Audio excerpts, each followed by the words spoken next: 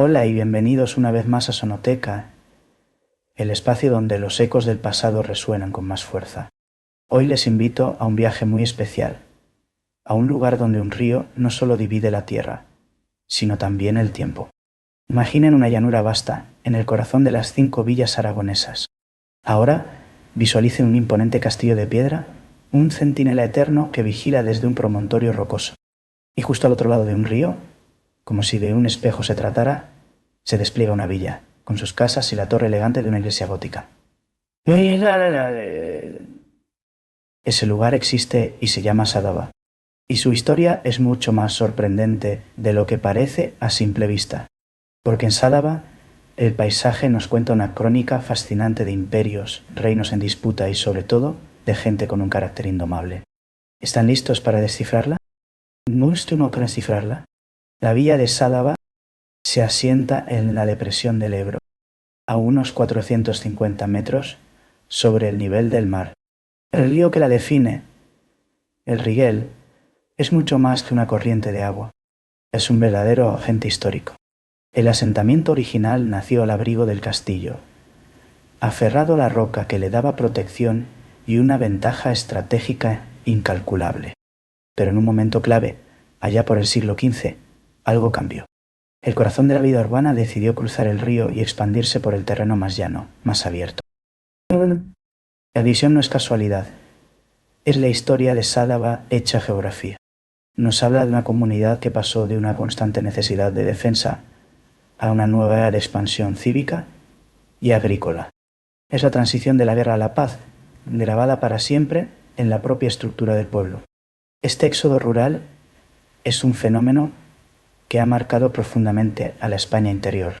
Hoy la población de Sádaba ronda los 1.250 habitantes, una cifra que contrasta con los más de 2.500 que vivían aquí a mediados del siglo XX. Pero es precisamente este desafío demográfico el que ha impulsado a la localidad a mirar hacia su pasado, a redescubrir su patrimonio como un motor para el futuro. ¿Y qué patrimonio tan extraordinario? Para entender Sádaba debemos empezar por su icono más reconocible, el castillo. Es una fortaleza que parece sacada de una película, sobria, poderosa y casi perfecta en su geometría. Pero aquí viene la primera sorpresa. Aunque estamos en Aragón, este castillo fue una declaración de poder del reino vecino. Fue construido por orden de Sancho VII el Fuerte, rey de Navarra, entre los años 1215 y 1223. Imaginen la tensión de aquella época. Una frontera caliente, un territorio ambicionado por 2 coronas. Sancho el Fuerte no construyó una simple torre. Edificó una de las fortalezas más avanzadas de su tiempo para proyectar su dominio y someter a los nobles rebeldes. Su estilo, austero y funcional, nos habla de la arquitectura militar cisterciense, pero su diseño es revolucionario para la época.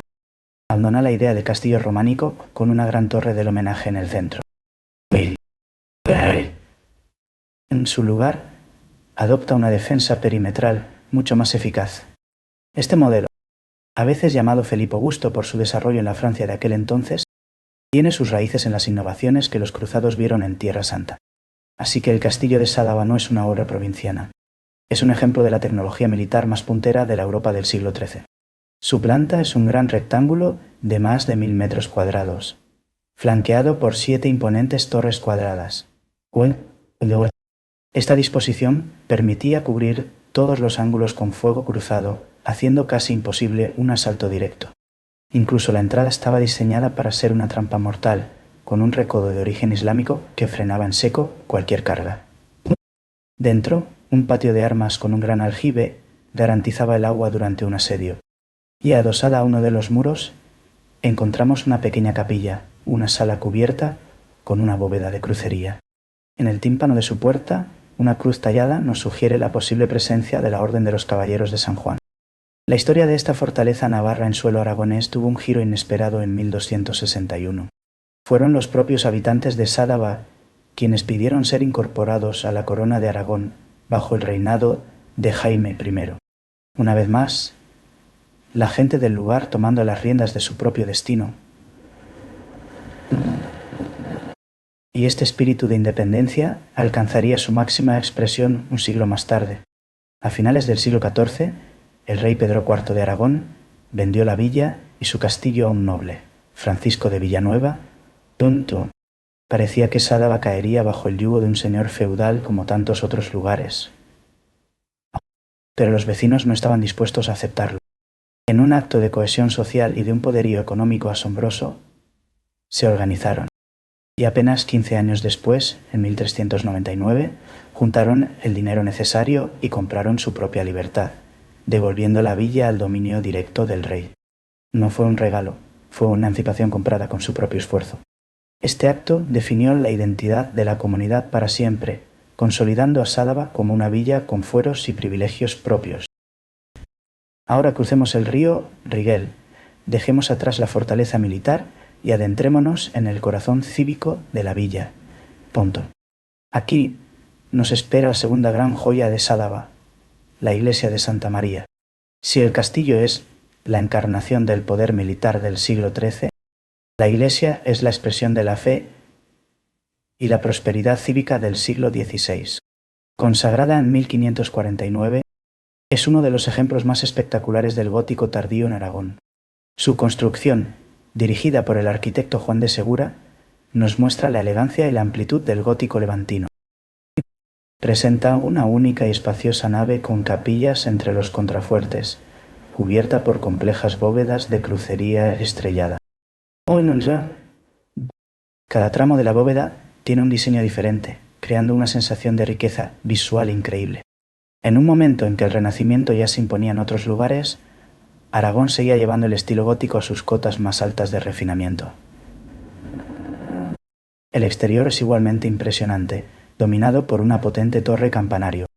Su parte superior poligonal está rematada con una delicada crestería calada, pináculos y arbotantes, que le dan una elegancia y una verticalidad asombrosas. Y la portada principal es una obra maestra del gótico flamígero, con arquivoltas finamente labradas que invitan a entrar. Dentro nos espera un verdadero tesoro artístico. El retablo mayor, de estilo clasicista, es una obra monumental atribuida al escultor renacentista Juan de Anchieta. A su lado conviven la sillería del coro, un órgano rococó de 1768 y capillas barrocas añadidas en el siglo XVIII. La iglesia no es un edificio congelado en el tiempo. Es un compendio de más de 200 años de evolución artística y el centro espiritual de Sádaba durante casi 5 siglos. Pero la historia de Sádaba no comienza en la Edad Media. Hay que retroceder mucho más en el tiempo, hasta los días del Imperio Romano. La región fue profundamente romanizada y Sádaba ocupaba una posición estratégica junto a la calzada que unía dos capitales, Caesar Augusta, la actual Zaragoza, y Pompaelo, Pamplona Pecherentis. Este no era un lugar remoto, sino parte de un territorio densamente poblado y económicamente vital para Roma.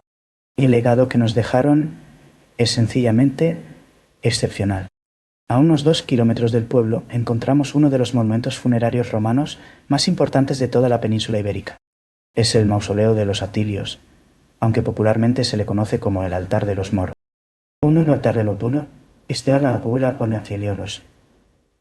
Altar de los moros. Fue construido en el siglo II después de Cristo por una poderosa familia de la aristocracia rural, los Atilios.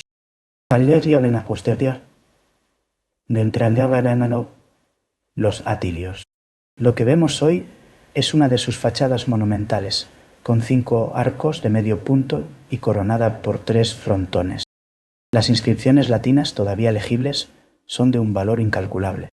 Nos cuentan que una mujer, Atilia Festa, dedicó el monumento a su abuelo, a su padre y a sí misma, para perpetuar la memoria de su linaje.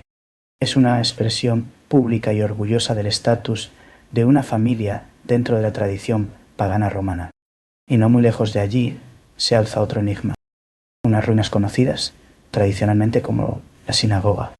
Investigaciones arqueológicas han demostrado que no se trata de un templo judío, sino de otro mausoleo romano, pero de una época posterior, la de mediados del siglo IV después de Cristo. La arquitectura es completamente diferente. Está construido con una técnica que alterna ladrillo y piedra, y lo más sorprendente es su planta en forma de cruz. Tonto. Esta tipología es muy poco común y se relaciona con los primeros modelos arquitectónicos cristianos. Tonto. La cruz era ya un símbolo poderoso en el arte funerario de la época del emperador Constantino. ¿Qué? A estos dos mausoleos separados por 2 siglos de historia nos cuentan una historia fascinante. Narran en piedra la transición del mundo clásico y pagano al mundo de la antigüedad tardía, donde las nuevas creencias cristianas empezaban a transformar la visión sobre la muerte y el más allá. Pero Sadava no es solo un museo al aire libre, es una villa llena de vida. Su calendario está marcado por las fiestas, que combinan las tradiciones religiosas con las celebraciones más populares. Las fiestas mayores en honor a San José en agosto son un espectáculo. Los actos religiosos se mezclan con una intensa agenda lúdica. Los festejos taurinos son el centro de todo, con encierros por las calles y la tradicional saca de ganado a caballo. La música de las jotas y las verbenas lo inunda todo, y las comidas populares en las peñas refuerzan los lazos de la comunidad. Es el tejido social, las asociaciones y los clubes, quienes mantienen viva el alma del pueblo, y esta vitalidad se apoya en una economía que ha sabido combinar su base tradicional con nuevas oportunidades. La agricultura sigue siendo el pilar fundamental. La Cooperativa Agraria San José es el motor de esta actividad. Gracias a la irrigación del Canal de las Bardenas, han pasado del secano a una producción diversificada.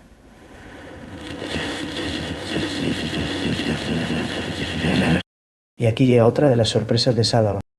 Además de trigo o girasol, han hecho del arroz su producto estrella. Sí, han oído bien, arroz. Sadava es una de las zonas de mayor altitud de España donde se cultiva este cereal, lo que le da unas características de calidad únicas. Pero en las últimas décadas, a esta columna vertebral agraria se ha sumado con fuerza el turismo. Un turismo cultural y rural que aprovecha su increíble patrimonio. La pieza clave es la hospedería de Sadava, un hotel con encanto ubicado en un caserón histórico. Su restaurante reinventa los sabores de siempre con productos de proximidad, creando una sinergia perfecta entre la tierra y la historia. Es un modelo inteligente y sostenible que ofrece al visitante una experiencia auténtica. Y para los amantes de la naturaleza, el entorno de Sadava es un regalo. Desde el humedal del embalse de Valdelafuen, un paraíso para las aves, hasta la cercanía del espectacular Parque Natural de las Bardenas Reales. Existen rutas para senderismo y bicicleta que conectan todos estos puntos de interés. Cultura, gastronomía y naturaleza en un solo destino. Sadava, como ven, es mucho más que una de las 5 villas. Es un lugar de una densidad histórica asombrosa. Es un territorio de frontera donde las luchas entre reinos dejaron una fortaleza de leyenda. Es la cuna de una comunidad que supo comprar su libertad y construir una joya gótica como símbolo de su fe. Es un lugar donde los ecos de Roma resuenan en mausoleos que nos hablan de cómo cambiaron las creencias más profundas del ser humano. Y sobre todo, es una villa viva, que mira al futuro sin olvidar la riqueza de su pasado. Un lugar donde las capas de la historia se pueden leer directamente en el paisaje. Una invitación a descubrir que a veces las historias más grandes se encuentran en los lugares más inesperados. Hasta la próxima, Sonoteca.